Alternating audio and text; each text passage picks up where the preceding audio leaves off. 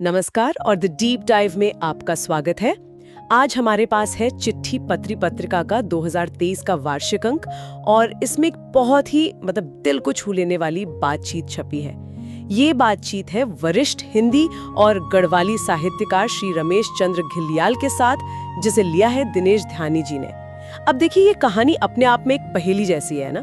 एक व्यक्ति जिसका जन्म तो हुआ पहाड़ के एक छोटे से गांव में, लेकिन सिर्फ 5 साल की उम्र में वो दिल्ली आ गया। उसकी पूरी पढ़ाई, उसकी पूरी परवरिश, सब कुछ एक महानगर में हुआ। तो सवाल ये उठता है कि फिर ऐसा क्या हुआ कि उस व्यक्ति का जुड़ाव अपनी जड़ों से, अपनी भाषा से, अपनी संस्कृति से न सिर्फ बना रहा बल्कि और गहरा होता चला गया। आज हम इसी की तह तक जाने की कोशिश करेंगे। और ये सवाल ना सिर्फ एक व्यक्ति का नहीं है, ये आज के दौर में शायद हर उस इंसान की कहानी है जो अपने घर से, अपनी जड़ों से दूर किसी बड़े शहर में अपनी पहचान बनाने की कोशिश कर रहा है। घिल्डियाल जी की ये कहानी सिर्फ एक इंटरव्यू नहीं है, ये एक तरह का एक रोड मैप है। ये दिखाती है कि कैसे एक व्यक्ति का जुनून एक भाषा को जिंदा रखने की पूरी मुहिम बन सकता है। चलिए तो फिर इस कहानी को एकदम शुरू से शुरू करते हैं। श्री घिल्डियाल का परिचय: जन्म 20 नवंबर 1952, गांव का नाम सरासू, पौड़ी गढ़वाल। लेकिन जैसा हमने कहा, सिर्फ 5 साल की उम्र में दिल्ली आ गए और स्कूल से लेकर यूनिवर्सिटी तक सब कुछ यहीं दिल्ली में हुआ। और यहीं पर कहानी का सबसे अहम मोड़ है। देखिए, आमतौर पर होता क्या है, जब पहली पीढ़ी गांव से शहर आती है तो वो अपनी संस्कृति साथ लेकर आती है। लेकिन जो दूसरी पीढ़ी होती है, जो शहर में ही पैदा होती है या पली बड़ी होती है, उसका जुड़ाव अक्सर कमजोर पड़ जाता है। शहर की अपनी एक अलग रफ्तार होती है, एक अलग कल्चर होता है जो धीरे धीरे पुरानी यादों पर हावी हो जाता है। लेकिन घिल्डियाल जी के मामले में ऐसा हुआ नहीं, बल्कि इसका ठीक उल्टा हुआ। ये एक बहुत जरूरी बात है, क्योंकि अक्सर शहरी जीवन उस जुड़ाव को खत्म कर देता है। तो ये जानना और भी दिलचस्प हो जाता है कि जब इंटरव्यू में उनसे ये सवाल पूछा गया कि दिल्ली में रहते हुए भी ये गढ़वाली मिट्टी की महक आपके अंदर कैसे बनी रही, तो उनका जवाब क्या था? उनका जवाब बहुत सीधा और सरल था, और शायद उसी में उसकी गहराई छिपी है। उन्होंने कहा, गर्मियों की छुट्टियां। अच्छा। वो हर साल गर्मियों की छुट्टियों में अपने गांव जाते थे, और वो वहां एक मेहमान की तरह नहीं जाते थे, बल्कि वहीं के होकर रहते थे। उन्होंने उन छुट्टियों को सिर्फ बिताया नहीं, बल्कि जिया। दोस्तों के साथ खेलना, गाय चराने जाना, गांव के पास बहने वाली न्यार नदी में घंटों नहाना, और वो स्थानीय खेल जैसे गिंदू और गिल्ली डंडा, बिल्कुल, ये सब उनके जीवन का हिस्सा बन गया। और खाने की यादें उन्होंने जिक्र किया है कि गांव में उस जमाने में गोठ यानी पशुशाला होती थी। हाँ। और वहीं आग पर बनी खिचड़ी और जौ, कोदू, झुंगरू जैसे मोटे अनाजों की रोटियों का स्वाद उन्हें आज भी याद है। ये स्वाद की यादें ना बहुत गहरी होती हैं। ये सिर्फ पेट से नहीं, ये मन से जुड़ी होती हैं। हम ऐसे कई लोगों को आज भी अपनी दादी या नानी के हाथ के बने किसी खास पकवान का स्वाद याद होगा। वो सिर्फ खाना नहीं होता, वो पूरा का पूरा बचपन होता है एक निवाले में। घिल्डियाल जी के लिए वो खिचड़ी और रोटियां वही थी। ये अनुभव उनके डीएनए का हिस्सा बन गए। संस्कृति किताबों से नहीं, इन्हीं अनुभवों से सीखी जाती है। खाने के स्वाद से, खेल के नियमों से, रिश्तों की गर्माहट से। तो ये बचपन के अनुभव तो उनकी नींव बन गए। लेकिन सवाल ये है कि इन यादों को कागज पर उतारने का, एक लेखक बनने का सफर कैसे शुरू हुआ। मुझे इस बातचीत में जो बात सबसे हैरान कर गई वो ये थी कि उन्होंने शुरुआत अपनी मातृभाषा में नहीं की, उन्होंने हिंदी में लिखना शुरू किया था। ये थोड़ा अजीब नहीं लगता? पहली नजर में लगता है, बिल्कुल लगता है। लेकिन उस समय के माहौल को देखें तो ये स्वाभाविक था। दिल्ली में पढ़ाई लिखाई का माध्यम हिंदी थी, साहित्यिक माहौल भी हिंदी का ही ज्यादा था। तो उन्होंने हिंदी में कविताएं लिखनी शुरू की और कवि सम्मेलनों में जाने लगे। लेकिन यहाँ कहानी में एक और मोड़ आता है। दिल्ली उस समय सिर्फ एक राजनीतिक राजधानी नहीं थी, बल्कि गढ़वाली साहित्य और संस्कृति का भी एक बहुत बड़ा केंद्र बन चुकी थी। अच्छा, ये तो बहुत दिलचस्प बात है। जी हाँ, कमल नगर, शक्तिनगर जैसे इलाकों में गढ़वाल से आए कई बड़े विद्वान और साहित्यकार रहते थे। इंटरव्यू में कुछ बड़े नामों का जिक्र है, जैसे महाकवि कन्हैयालाल डंडरियाल, जो उस समय गढ़वाली साहित्य के सबसे बड़े स्तंभ माने जाते थे, और कुलानंद भारतीय जैसे विद्वान। ये वो लोग थे जो दिल्ली में रहकर गढ़वाली भाषा की लौ जलाए हुए थे।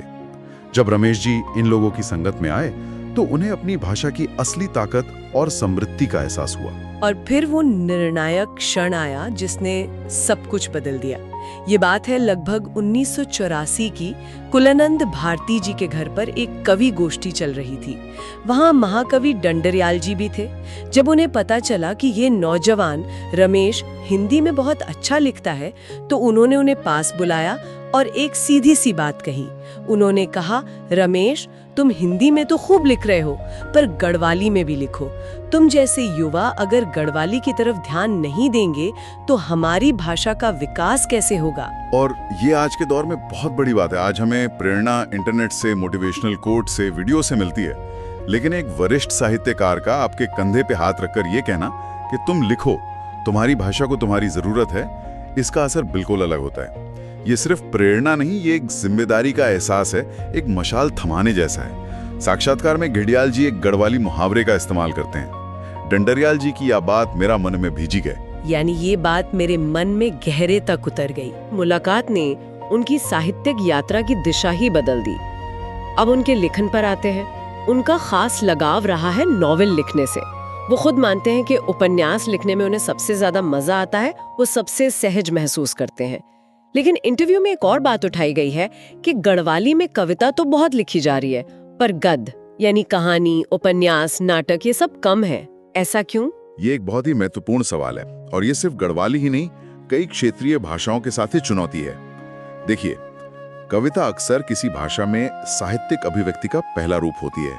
वो भावनाओं को, लय को, संगीत को पकड़ती है। लेकिन गद्य, खासकर उपन्यास, एक पूरी दुनिया बनाने की मांग करता है। उसके लिए आपको सिर्फ भावना नहीं, बल्कि समाज, किरदार, उनकी मनोवैज्ञानिक परतें, एक लंबा कथानक, ये सब बुनना पड़ता है। इसके लिए एक स्थिर पाठक वर्ग की भी जरूरत होती है, तो ये एक ज्यादा बड़ी चुनौती है। घड़ियाल जी भी इस बात को मानते हैं, लेकिन वो बहुत आशावादी हैं। वो कहते हैं कि अब स्थिति बदल रही है, नए लेखक गद्य की तरफ भी आ रहे हैं। वो भाषा के भविष्य को लेकर बहुत सकारात्मक है। बिल्कुल, और उनकी आशा का आधार बहुत ठोस है। वो एक बहुत गहरी बात कहते हैं। वो कहते हैं कि हमसे पहली पीढ़ी ने भाषा की मशाल जहां तक लाकर छोड़ी, हमारी पीढ़ी ने उसे वहां से उठाया और आगे बढ़ाया। अब नई पीढ़ी बहुत अच्छा काम कर रही है और उनके बाद की पीढ़ी भी तैयार हो रही है। यही निरंतरता किसी भाषा को जिंदा रखती है। भाषाएं म्यूजियम में रखने की चीज नहीं है, वो एक पीढ़ी से दूसरी पीढ़ी तक बहने वाली नदी की तरह है। जब तक ये प्रवाह बना रहेगा, भाषा जिंदा रहेगी। ये बहुत खूबसूरत सोच है। चलिए अब उनके व्यक्तिगत लेखन से थोड़ा आगे बढ़कर उनके संस्थागत कामों पर नजर डालते हैं, क्योंकि उनका योगदान सिर्फ एक लेखक के तौर पर नहीं है। वो दिल्ली की एक बहुत पुरानी और प्रतिष्ठित साहित्यिक संस्था गढ़वाल अध्ययन प्रतिष्ठान के अध्यक्ष भी हैं। स्रोतों के मुताबिक इसने लगभग 20 किताबें प्रकाशित की हैं, जो किसी क्षेत्रीय भाषा की संस्था के लिए बहुत बड़ी उपलब्धि है। अरे वाह! ये सिर्फ किताबें नहीं छापती, बल्कि लगातार सेमिनार, कवि सम्मेलन, विचार गोष्ठियां आयोजित करती है। ये एक तरह का मंच है जहां दिल्ली में रहने वाले गढ़वाली लेखक और विचारक एक साथ आते हैं, बात करते हैं और भाषा के भविष्य पर मंथन करते हैं। और इनका एक बहुत बड़ा लक्ष्य भी है।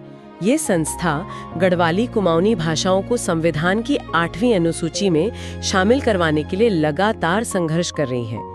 अब यहाँ मेरे मन में एक सवाल आता है, जो शायद कई सुनने वालों के मन में भी होगा। किसी भाषा के 8वीं अनुसूची में शामिल होने से असल में होता क्या है? क्या ये सिर्फ एक रबर स्टैंप है या इसके कोई वास्तविक फायदे भी हैं? ये बहुत जरूरी सवाल है। और नहीं, ये सिर्फ एक प्रतीकात्मक जीत नहीं होती, इसके बहुत ठोस और वास्तविक फायदे हैं। जब कोई भाषा 8वीं अनुसूची में आती है तो उसे सरकारी संरक्षण मिलता है। अच्छा। उसके विकास के लिए सरकार की तरफ से फंड जारी होते हैं। साहित्य अकादमी जैसी राष्ट्रीय संस्थाएं उसे मान्यता देती हैं। उसके साहित्य का दूसरी भाषाओं में अनुवाद करवाती हैं। आप सिविल सर्विसेज जैसी परीक्षाओं में उस भाषा को एक विषय के तौर पर चुन सकते हैं। तो ये उस भाषा को एक राष्ट्रीय पहचान और उसे फलने फूलने के लिए जरूरी संसाधन देता है। ये एक सांस्कृतिक लड़ाई के साथ साथ एक राजनीतिक और सामाजिक अधिकार की लड़ाई भी है। तो अगर हम इस पूरी चर्चा को समेटें तो ये एक ऐसे लेखक की यात्रा है जो दिल्ली में रहकर भी अपने पहाड़ से कभी दूर नहीं हुआ। बचपन की यादों से प्रेरणा लेकर एक वरिष्ठ साहित्यकार के एक वाक्य से दिशा बदलकर और फिर अपने कलम से लेकर संस्थागत स्तर तक अपनी भाषा के लिए लड़कर उन्होंने एक मिसाल कायम की है। बिल्कुल, श्री रमेश चंद्र घिल्डियाल का जीवन और उनका काम, जैसा कि इस साक्षात्कार में उभर कर सामने आया है, हमें एक बहुत महत्वपूर्ण मोड़ पर लाकर खड़ा कर देता है। हम अक्सर सोचते हैं कि भाषाओं को बचाने और उन्हें बढ़ावा देने की जिम्मेदारी या तो सरकारों की है या फिर बड़ी बड़ी अकादमियों की। लेकिन क्या ये कहानी हमें एक तीसरा रास्ता नहीं दिखाती? ये दिखाती है कि कैसे कुछ जुनूनी लोग एक साथ आकर एक संस्था बना सकते हैं जो व्यक्तिगत जुनून को एक सामूहिक आंदोलन में बदल देती है। ये कहानी पूछती है कि क्या किसी भाषा की असली ताकत उसके बोलने वालों, लिखने वालों और उसे प्यार करने वाले हर एक व्यक्ति के जुनून और उनके संगठित प्रयासों में नहीं छिपी है? शायद हमें सरकारों का इंतजार करने के बजाय अपने अपने स्तर पर ऐसे छोटे छोटे गढ़वाल अध्ययन प्रतिष्ठान बनाने की जरूरत है। इस पर जरूर सोचा जा सकता है।